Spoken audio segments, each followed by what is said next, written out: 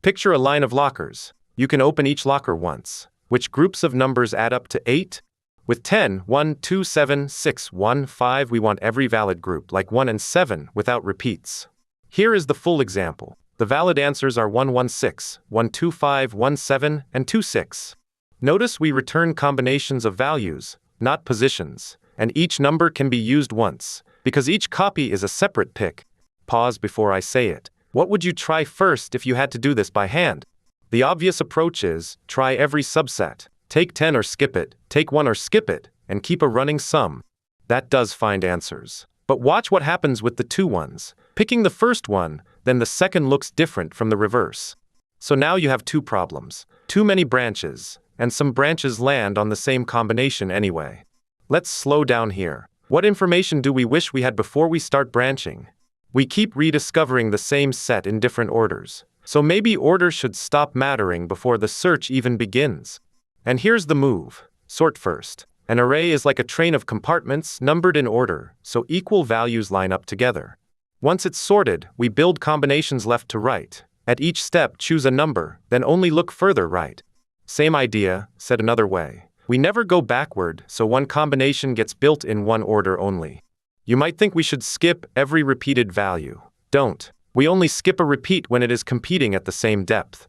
That rule prevents the bug. Skip equal neighbors in the same loop, but allow them deeper in the path.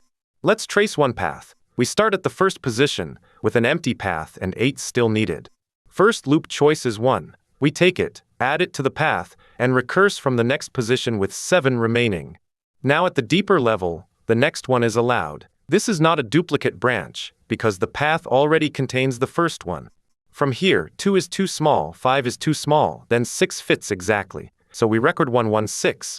We back up one step. Still at the level where path is just 1, the next choice is 2, then 5, and that also hits 0. Back at the top level, we used the first one already. The second one sits beside it, same depth, same value, so we skip it. Then we try 2 at the top level. Later 6 completes it, so we get 2, 6, and the duplicate branches never happened. Notice what changed. We still explore choices, but sorting and same depth skipping stop us from rebuilding the same answer twice.